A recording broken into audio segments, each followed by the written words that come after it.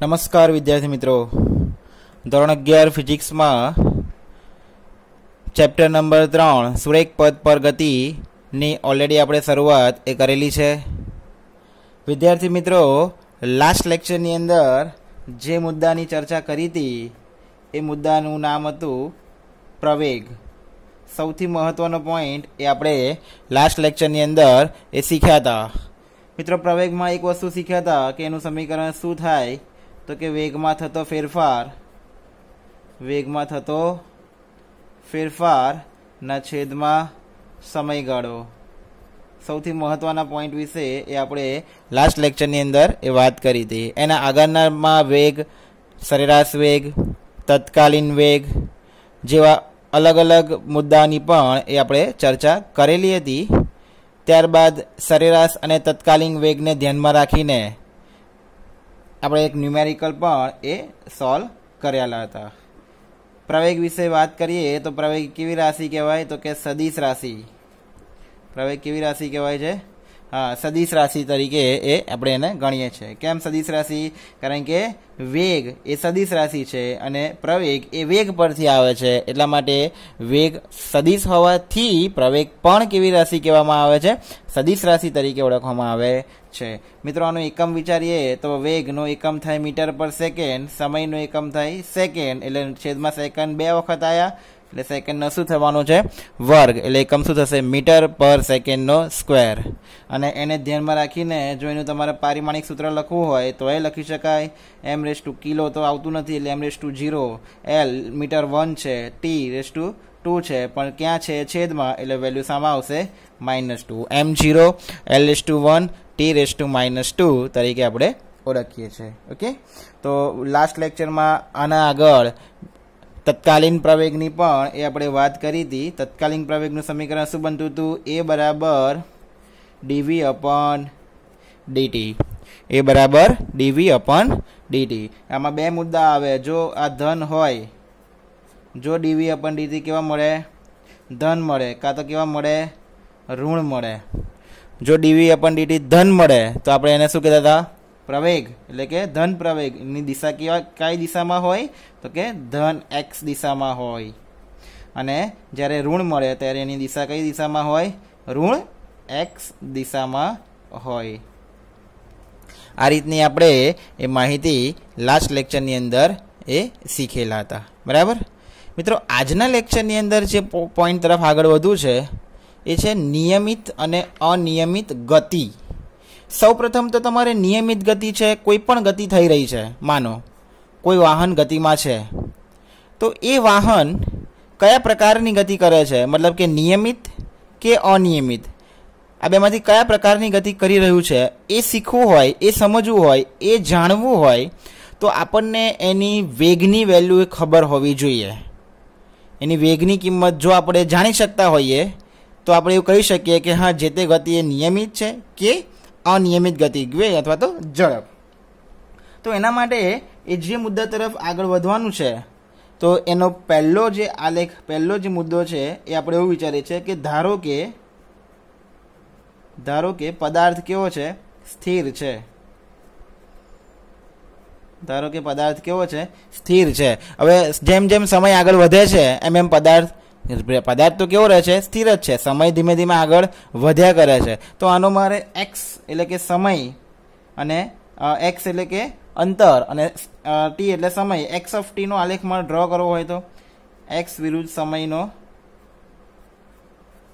આલેખ દોરવો હોય તો કેવી રીતે દોરી શકાય?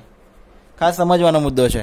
આલેખ દોરવા માટે ધ્યાન રાખવાનું y એક્સિસ, x એક્સિસ. પ્રશ્ન થાય કે હવે x ઓફ t, તો આને x ને લખવા ક્યાં અને t ને ક્યાં લખવા? x અક્ષ પર કે y અક્ષ પર? મિત્રો, અહીંયા જે તીરની આગળ હોય પહેલું એ y અક્ષ હોય અને પાછળ હોય એ x અક્ષ હોય, એટલે હંમેશા y વિરુદ્ધ x નો જ આલેખ દોરાય. y અક્ષ વિરુદ્ધ x અક્ષનો જ આલેખ દોરાય. હા, ધ્યાન રાખજો. પહેલું હોય એ y અક્ષ કહેવાય. અહીંયા એક સ્થાનાંતર છે જે ક્યાં આવશે? y અક્ષ પર આવશે. y વિરુદ્ધ x એટલે t એ ક્યાં આવશે? સ્થાનાંતર આવશે. ક્લિયર થઈ ગયું? માની લો કે અહીંયા લખ્યા 1 સેકન્ડ, 2 સેકન્ડ, 3 સેકન્ડ, 4 સેકન્ડ. માની લો કે 10 metre, 20 metre, 30 metre, 40 metre, whatever. Okay, now પદાર્થ આપણો કેવો છે? સ્થિર છે. માની લો કે કોઈ પદાર્થ એ x બરાબર કેટલા સ્થાને પડી રહ્યો છે? 30. એટલે કે પદાર્થ x બરાબર 30 મીટર અંતરે છે. હવે x બરાબર 30 મીટર અંતરે પદાર્થ કેવો છે ભાઈ? સ્થિર છે. સ્થિર એટલે પોતાનું સ્થાન સમય વધતો જશે તો પણ બદલશે નહીં. મતલબ કે x બરાબર હાલમાં કેટલો અહીંયા વેલ્યુ કહેવાય? 0. 0 એટલે 0 જ રહેવાનો, સ્થિરનો સ્થિર જ પદાર્થ રહેવાનો, એટલે એ ત્યાંનો ત્યાં જ રહેશે. ત્યારબાદ 1 પર આવશે તો બી એનું સ્થાન બદલાતું નથી, એટલે સ્થાન એ 30 પર ને 30 પર જ રહે, પણ સમય એ કેવો વધે? આગળ. ત્યારબાદ 2 પર, ત્યારબાદ 3 પર. એટલે આ તમને કેવી રેખા મળશે? સુરેખ લાઈન મળશે. ખબર પડે છે બોલું છે? x ઓફ t નો આલેખ સુરેખા મળે, મતલબ કે એક સીધી લીટી મળે, સળંગ લીટી મળે. ક્યારે? જ્યારે પદાર્થ એ કેવો હોય? સ્થિર હોય ત્યારે. Is it clear? ઘણી કન્ડિશન છે. નંબર 2, આ પહેલી કન્ડિશન થઈ. હવે નંબર 2 જે આપણો મુદ્દો છે, પદાર્થ નિયમિત ગતિ ક્યારે કરતો હોય? પદાર્થની ગતિ એ નિયમિત થઈ રહી છે એવું ક્યારે કહી શકાય? તો એના માટે પણ આપણે આલેખ દોરીએ. કેવી રીતે? સમજો. આલેખ પરથી તો ઘણી બધી વસ્તુ એ તમે શીખી શકશો. આ એક્સ એક્સિસ, આ વાય એક્સિસ. આપણે એક્સ ઓફ ટી નો આલેખ દોરીએ છીએ. એટલે અહીંયા એક્સ મીટરમાં અને અહીંયા ટી સમયમાં, એટલે કે એક્સ અક્ષ પર સેકન્ડમાં. નેક્સ્ટ, નાવ આનું ઉગમ બિંદુ 0. પદાર્થ હાલમાં એવું માની લો કે 0 બિંદુ પરથી પોતાની શું કરે છે? ગતિની શરૂઆત કરે છે. ટી બરાબર પણ 0 અને એક્સ બરાબર પણ 0. હવે પદાર્થ સરખા સમયમાં એ શું કરે છે? એક સરખું અંતર કાપે છે. મતલબ એનો મતલબ એવો થાય કે અહીંયા લખીએ છીએ, માની લો કે 1 second, 2 second, 3 second, 4 second, 5 second. અહીંયા 10, અહીંયા 20, અહીંયા 30, અહીંયા 40, અહીંયા 50. ઓકે, નાવ માની લો કે આ જે પદાર્થ છે એ 1 સેકન્ડ થાય છે ત્યારે 10 મીટરનું અંતર કાપે છે. એટલે આ 10 મીટર થાય, અહીંયા 1 સેકન્ડ થાય.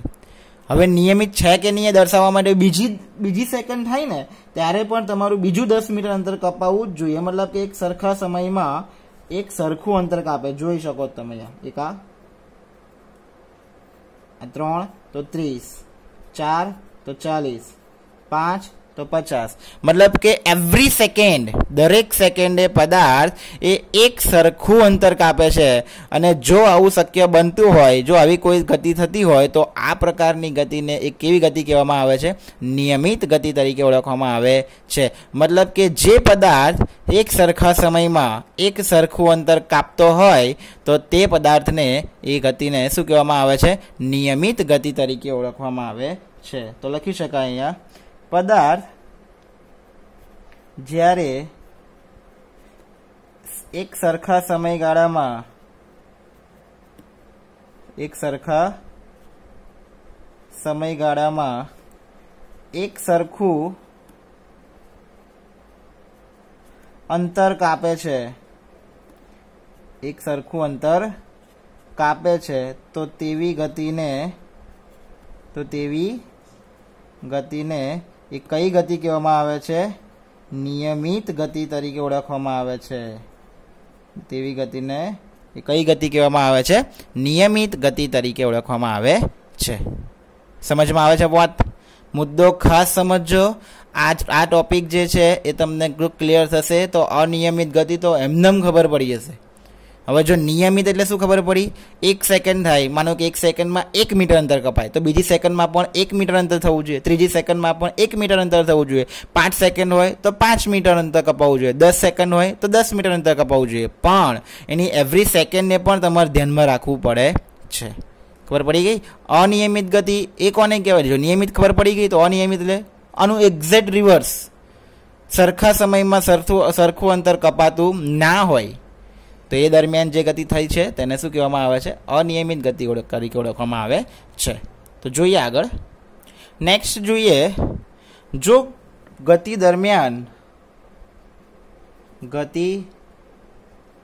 દરમિયાન પદાર્થના વેગમાં ઘટાડો થાય તો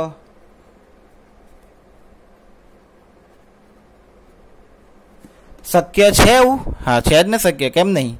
વાહન આપણે ચાલુ કરીએ છીએ તો 40 પર, 50 પર, 60 પર, પછી ઊભું રાખતા જ નહીં એને, ઓબ્વિયસલી ઊભું રાખીએ છીએ. અને એના માટે પછી 50 હોય તો 40, 30, 20, 10, 5, 0 પર આવવું પડે આપણે, બરાબર?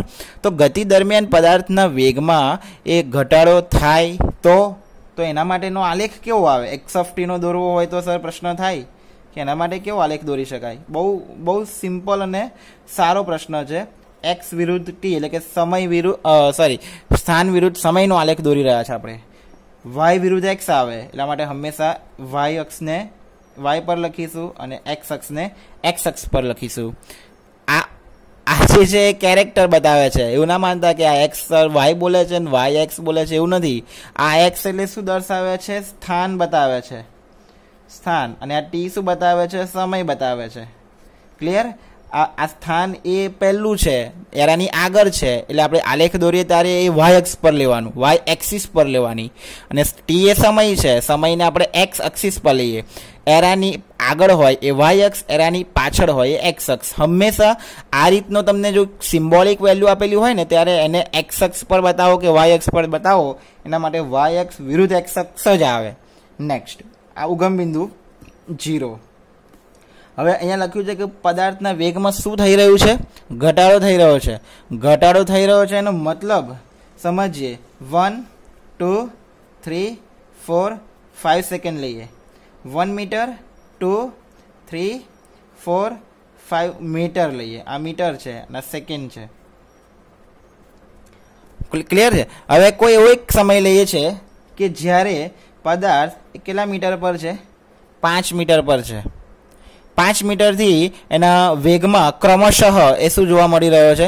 ઘટાડો જોવા મળી રહ્યો છે. એટલે 1 સેકન્ડ 5 મીટર છે, 1 સેકન્ડ વધે ત્યાં ક્યાં આવે છે? 4 પર, બીજી સેકન્ડે 3 પર, ફરીને સેકન્ડે 2 પર, ફરીને સેકન્ડે 1 પર. આ રીતે એનો વેગ ક્રમશઃ એ શું જોવા મળે છે? ઘટતો જોવા મળે છે. એની ડાયરેક્શન બતાવી હોય તો તમારા આલેખની ડાયરેક્શન એ ડાઉનવર્ડ છે, નીચેની તરફ હોય. અને જ્યારે અપવર્ડ ડાયરેક્શન હોય ત્યારે એવું માને છે કે આપણે પહેલું ચરણ કહેવાય, એટલા માટે એ ધન હોય. પણ જ્યારે ડાઉનવર્ડ એટલે કે નીચેની તરફ આવતી હોય ને વેલ્યુ, ત્યારે એ કઈ કિંમત કહેવાય? ઋણ વેલ્યુ કહેવાય. સર આની કિંમત ઋણ કેમ? સમજવું હોય તો કેમ તમે આને ઋણ કહો છો? સમજાઈએ. માની લો કે પહેલું પ્રારંભિક સ્થાન એનું કયું થવાનું છે? 5 મીટર. માની લો કે આપણે ક્યાં લગીને લઈએ છીએ? આપણે એને 3 લગીને લઈએ છીએ. 3 આગળ એની સેકન્ડ કેટલી આવે છે? 2 આવે. ધ્યાન રાખજો. માનો કે પદાર્થ ક્યાં આવ્યો? 3 મીટર પર આવી ગયો, અહીંયા આવ્યો. અને આ 3 મીટર એનું કયું સ્થાન થશે?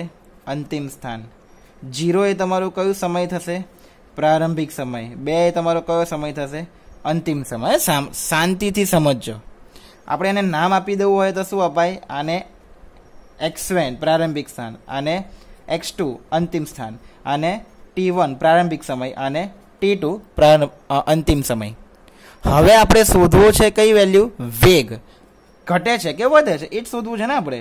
તો વેગ બરાબર સ્થાનાંતર ના છેદમાં સમયગાળો. સ્થાનાંતરના છેદમાં સમયગાળો. સ્થાનાંતર એટલે અંતિમ સ્થાન માઇનસ પ્રારંભિક સ્થાન. અંતિમ સ્થાન એટલે અહીંયા કયું છે? અંતિમ સ્થાન x2 માઇનસ પ્રારંભિક સ્થાન કયું છે? x1 ના છેદમાં અંતિમ સમય કયો છે? t2. પ્રારંભિક સમય કયો છે? t1. હવે કિંમતો મૂકો આલેખ પરથી. x2 કેટલી છે? 3 માઇનસ x1 કેટલી છે? 5 છેદમાં t2 કેટલા છે? 2. t1 કેટલા છે? 0. વિદ્યાર્થી મિત્રો 3 માંથી 5 જશે તો જવાબ શું આવશે? -2 ના છેદમાં 2. વેલ્યુ શું આવશે? -1 મીટર પર સેકન્ડ. કેમ? કારણ કે વેગ જોઈ લો, નાની વેલ્યુમાંથી મોટી વેલ્યુ તમે બાદ કરો છો ને, એટલા માટે વેલ્યુ શું આવે છે?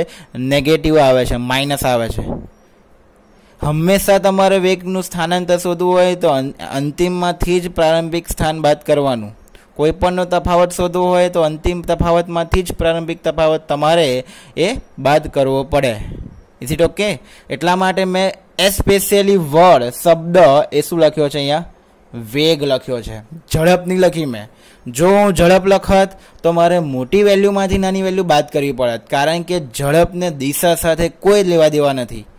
એને ઉપર જતી હોય ગતિમાં, આલેખ ઉપર જાય છે, નીચે જાય છે, ઝડપને કોઈ લેવા દેવા નથી. ઝડપ અદિશ રાશિ છે, જ્યારે અહીંયા વેગ જે છે એ કેવી રાશિ છે? સદિશ રાશિ છે. એટલા માટે એને તમારે દિશા સાથે ધ્યાનમાં લેવું પડે, એના સ્થાન જોવા પડે તમારે. ક્લિયર? એટલા માટે આ રીતનો તમારો ડાઉનવર્ડ્સ ગ્રાફ એ તમે દોરી શકો છો. અને હવે નેક્સ્ટ તરફ જઈએ, જે છે અનિયમિત ગતિ. નેક્સ્ટ મુદ્દો, ચોથો નંબરનો પોઈન્ટ, જેના તરફ જઈએ, શું કરીએ છીએ? અનિયમિત ગતિ. અનિયમિત ગતિ કોને કહી શકાય? ક્યારે આપણે કહી શકીએ કે હા અનિયમિત ગતિ થઈ રહી છે? તો એના માટે સિમ્પલ ડેફિનેશન એ તમે સમજાવી શકાય. નિયમિત ગતિનો એક્ઝેક્ટ ઓપોઝિટ વર્ડ તમારે યાદ રાખવાના. જે પદાર્થ જુદા જુદા સમયે જુદું જુદું અંતર કાપે,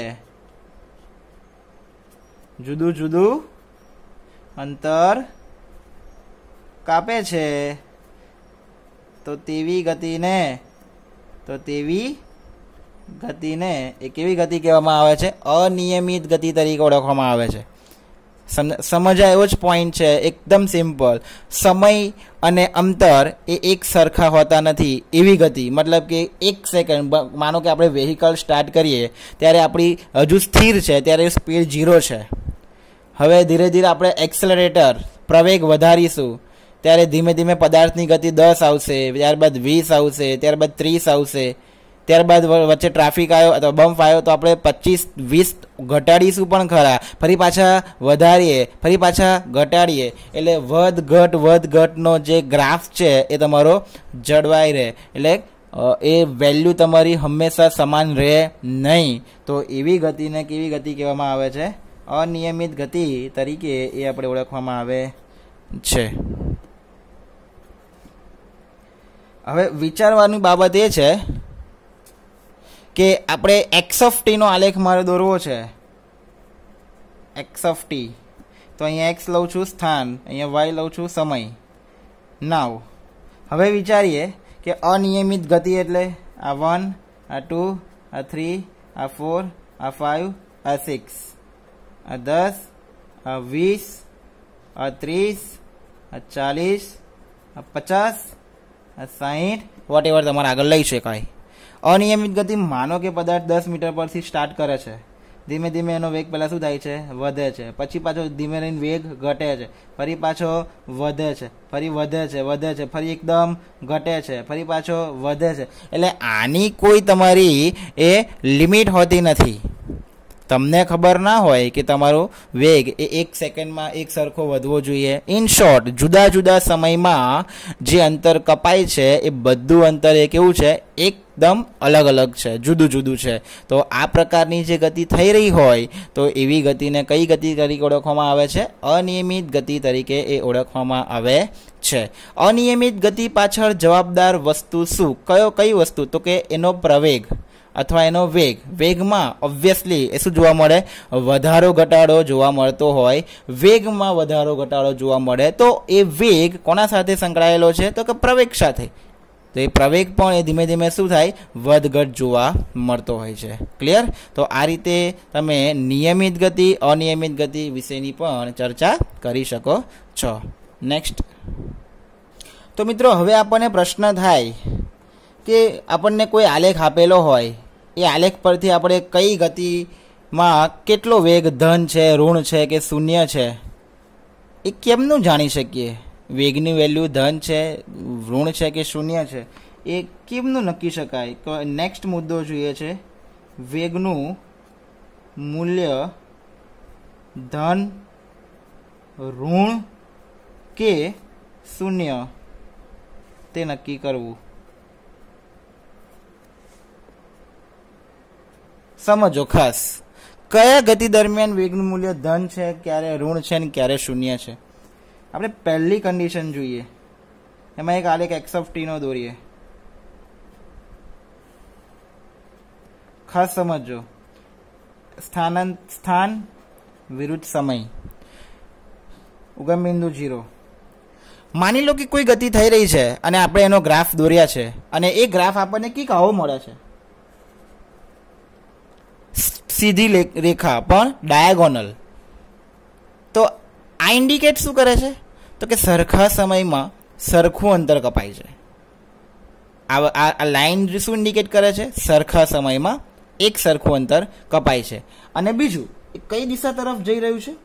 અપવર્ડ ડાયરેક્શન, ઉપર તરફ, એટલે કે હંમેશા સ્થાન આગળ જાય છે અને એના માટે એનો વેગ એ શું થાય? વધે છે. અને વેગ વધે છે મતલબ કે સ્થાન બદલાય છે. સ્થાન એટલે સ્થાનાંતરે વધે છે, મતલબ એનો વેગ હંમેશા કેવો મળશે તમને? ધન જ મળે. વેગ હંમેશા કેવો મળે? ધન મળે. ઓકે, આ રીતનો કોઈ ગ્રાફ દેખાતો હોય તો એમાં સ્થાનાંતર એટલે કે સરેરાશ વેગ હંમેશા કેવો મળે? ધન જ મળે. કેમ? કારણ કે સ્થાનાંતર એનું શું મળે? ધન મળતું હોવાથી. નંબર 2, બીજી કન્ડિશન માટે જો આપણે આલેખ દોરીએ તો કંઈક આ રીતની કન્ડિશન હોઈ શકે. x, અહીંયા t, અહીંયા 0. કોઈ કન્ડિશન એવી છે કે જેની અંદર વેગ આ રીતે નીચેની તરફ આવી રહ્યો છે, ડાઉનવર્ડ્સ, નીચે તરફ. તો અહીંયા તમે સ્થાનાંતર શોધશો ને, તો એ સ્થાનાંતર એ કેવું મળશે તમને? ઋણ મળશે. કેમ? કારણ કે અંતિમ સ્થાન માઇનસ પ્રારંભિક સ્થાન. અહીંયા પ્રારંભિક સ્થાન મોટું હશે, અંતિમ સ્થાન નાનું હશે. નાનામાંથી તમે મોટું બાદ કરશો, ઓબ્વિયસલી સ્થાનાંતરનું મૂલ્ય કેવું આવશે? ઋણ મળશે. હવે સ્થાનાંતર ઋણ મળશે તો વેગનું તો સમીકરણ છે સ્થાનાંતરના છેદમાં સમયગાળો. સ્થાનાંતર ઋણ તો ઓબ્વિયસલી વેગની વેલ્યુ પણ કેવી મળવાની છે? ઋણ. એટલે આના પરથી એ વેગ કેવો મળશે? ઋણ મળે. વેગની વેલ્યુ અહીંયા કેવી મળશે? ઋણ એ મળશે તેમ કહી શકાય. અને નંબર 3 કદાચ ગ્રાફ તમને કંઈક આ રીતનો મળે છે. આ એક્સ એક્સિસ, આ વાય એક્સિસ. ગ્રાફ તમને ક્યાંક પદાર્થ અહીંયા છે અને સીધો જ મળે છે. સીધો જ મળે છે મતલબ કે એનું સ્થાનાંતર થતું નથી. એટલે અહીંયા સ્થાનાંતર કેટલું મળે તમને? 0 મળે. સ્થાનાંતર શું મળે? 0 મળે. અને સ્થાનાંતર 0 તો વેગ પણ શું મળે? 0 જ મળે. સમજાઈ ગયો પોઈન્ટ? Is it okay? તો આ રીતે તમે આ મુદ્દાની એ ચર્ચા કરી શકો છો. તો મિત્રો, આજના આ સેશનની અંદર તમે 2 મહત્વના પોઈન્ટ શીખ્યા, જે છે નિયમિત ગતિ અને અનિયમિત ગતિ. નિયમિત ગતિ કોને કહેવાય? તો કે એક સરખા સમયમાં એક સરખું અંતર કાપે તો તે દરમિયાન તે રીતે થતી ગતિને નિયમિત ગતિ કહેવાય. અનિયમિત ગતિ એટલે જે પદાર્થ જુદા જુદા સમયમાં જુદું જુદું અંતર કાપે તો તે દરમિયાન થતી ગતિને આપણે અનિયમિત ગતિ તરીકે ઓળખીશું. હવે કોઈ પણ ગતિ થતી હોય તો એ વેગ ધન છે, ઋણ છે કે 0 છે, એ કેવી રીતે ખબર પડે એની પણ આપણે ચર્ચા એ આ લેક્ચરમાં કરી છે. સરસ રીતે એ આને તૈયાર કરજો, નોટ ડાઉન કરજો, અને એના વિશેનું હોમવર્ક પણ તમને આપવામાં આવેલું છે, તો એ પણ સારામાં સારી રીતે કરજો. નેક્સ્ટ ટોપિકની અંદર નિયમિત પ્રવેગી ગતિના સમીકરણો તરફ આપણે એ આગળ વધવાના છે. Okay, thank you.